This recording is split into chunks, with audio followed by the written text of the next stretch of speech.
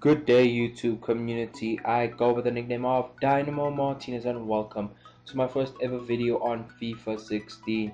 As you can see, this is a best English under-21 team, and every player in this team is English and at the start of a career mode is 21, meaning that if a player turned 22 last year but is still 21 at the start of a career mode, he does count. This is only the first 11 of the team. I hope you carry on to go on and enjoy this video. Alright, starting off with our goalkeeper Jordon Pickford, the 81 potential goalkeeper. He's 69 rated at the moment, as you guys can see, with a value of about £1.4 million. He has 82 kicking, 72 diving, 74 reflexes. This guy is a decent goalkeeper, especially for a road to glory type of career mode. If you want to start from a weaker team and win titles with them, this is the perfect goalkeeper for you. He grows relatively fast and he is very solid at the back. Doesn't usually make mistakes from the playthroughs I've played with him, and I think he's one of the better young goalkeepers you can get who gets over 80 potential. Now, there's not many goalkeepers with over 80 potential in England. It's only him and Jack Butland. Jack Butland doesn't qualify for the list because of his age. Well, I say get this guy if you want a cheap and reliable option at the back, and if you can afford Jack Butland, get Jack Butland because he's already a solid player to have in your starting 11. Let's go on to our right back, Calum Chambers, the boy from Arsenal. He signed from St. Mary's Stadium's team, Southampton. 72 overall, age 20. He's worth about £3-4 million, and he's a very defensive type of fullback, if you understand what I'm going to say in a few minutes. Marking, slide tackling, and stand tackling are all in the high 70s, but his attacking stats like crossing, dribbling, acceleration, and sprint speed aren't relatively that high, but it shows that this guy's a very solid defensive-minded player. You don't expect him to run straight down the line and throwing cross after the cross and run back to the other side of the field and defend. He's not that type of player. He's a solid player when it comes to defense, and that's what I personally use him for. He has an 82 potential, not the best for a right back, but relatively good, especially since the right back options in the English under-21 team is not that great. Next up is the CDM, turns centre back, I don't even know about this guy. He turns to so many positions. This guy's a utility player. Eric Dier, the boy from Portugal, Sporting Lisbon's very own. This guy is very good, as you guys can see by the stats there. Look at that, all 70, just all over technical area. There's 70s and 80s everywhere, all over this guy's list of stats, man. Like, look at that. His free kick accuracy is the most surprising, 77 for a centre back. That's his original position. He played centre back last season. This season's his first full season playing CDM. So looking at that stat, it just shows this guy's doing really well. Now, I don't want to go too far into the details with these players because I want you guys to experience playing with these players. I'm just telling you their potentials, their price, and where they're from. And I want you guys to test them out. These are my personal favorites, and I want you guys to check them out. I'm not gonna spoon feed you and show you how they play, because the way I play is completely different from the way you play. So it's all up to you. The way you want to grow the players, the way you want your team to be built around, that'll be the players you choose. Now, this guy is a player I would love in my team. Good heading accuracy, so he'll head the ball in, and decent all-around stats, so I can put him at any position I really need him to be in, whether I want him in midfield, at the back, or maybe at the right back position. He can do it all, so that's why I like having this player in my team. Next up is Johnstone, the centre back from Everton.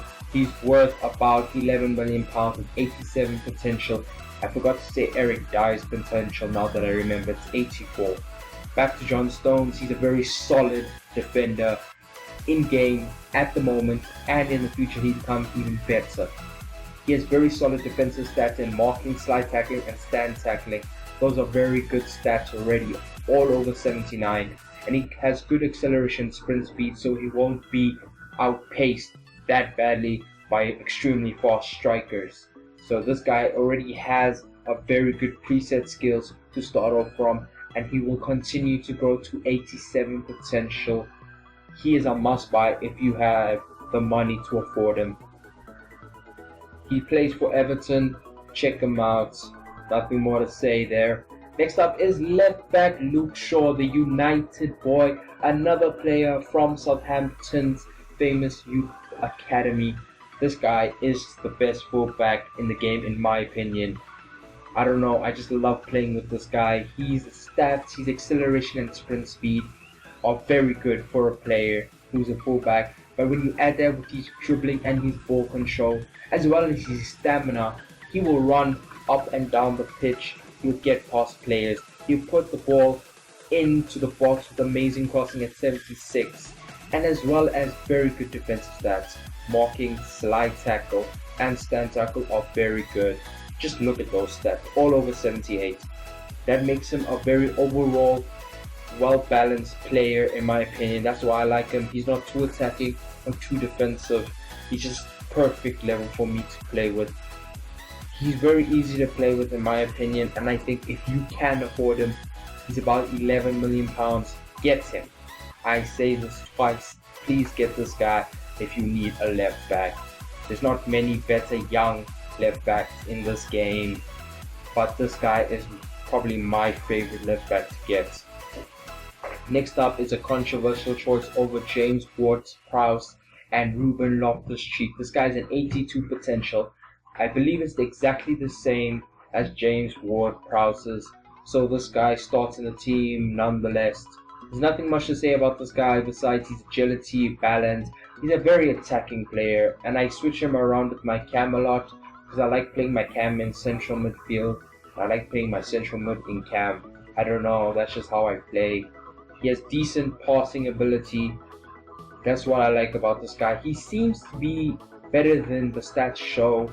When I play with him, he just feels overpowered from time to time. And his heading accuracy, for me, is not 60. I feel like it's a 70 at least. Because he makes surging runs into the box and just headers the ball in from time to time. I think he has high work rate, attacking work rate. I'm not sure. It says medium. But the way I play with this guy, I don't know. He just seems that kind of player. I feel better having him on a team than James Ward-Prowse for some apparent reason. But that's why I enjoy having Will Hughes in the team. He's a different kind of player. And I never really got into playing with James Ward-Prowse or Reuben Lovelace. That's why I have Will Hughes. His stats aren't the best. But if you're playing a road to glory, he is probably going to be your highest rated player in your team. He's only worth about £5-6 million. So I don't think that's very expensive when it comes to a central midfielder. The next central midfielder is Dele Alli. Now he has an 87 potential, and he's probably the best central midfielder in the English Premier League when it comes to potential wise. I don't think there's another player in the Premier League with better central midfield stats when he reaches his potential. Sorry for my stutter there. His stamina is 85, which is already a very good thing for a youth player, especially because stamina is very hard to train up in these players. You're going to have to consistently gear up their dribbling on a consistent basis just to get the stamina up. And I think that's a very time consuming kind of thing, and it really weakens or makes people don't want to use younger players because they get too tired too quickly and you're going to have to sub them out. That's why I love players with that kind of potential and who already have a very good stamina rating. His stats may not show it, but he becomes one of the best. I got him to about 89 in one of my playthroughs. This guy is amazing. I want you guys to check this guy out. He's very good in real life, as you guys have seen his Crystal Palace goal. That just sums up his season. You don't even know what's going on and boom, he's just on the scene. I love this guy. He's just an amazing footballer in real life and in the game. I just love abusing his dribbling skills when you train it up. Remember, the training regime will change the potential of most of these players. Next up is Oxlade-Chamberlain, the right midfielder. Nothing much to say about Arsenal's wonder kid, who seems to be around every single year. He's not really a wonder kid now, but he's been around for so long, I'm just getting tired of him. I just want him to turn 22. but I still love having him in my team. That's why he's there. With acceleration, agility, balance, and sprint speed already at very high stats. And with dribbling and ball control, he's just a sweaty player. I can just glide through defenses like it's a joke, and it's so easy with this guy. I don't know, even the next guy on the list, I'm basically talking about both right now. Oxlade-Chamberlain and Raheem Sterling's stats are basically kind of similar. Sterling's stats are a bit higher when it comes to most things. Well, true, his stats are actually a lot better than Oxlade-Chamberlain's, but their stats are quite similar. They're both similar type of players. I just want to talk about them both at the same time because it's quicker that way. They both glide past players with those kind of stats in ball control, dribbling, agility, acceleration, sprint speed, and balance. Those stats together just make players so sweaty.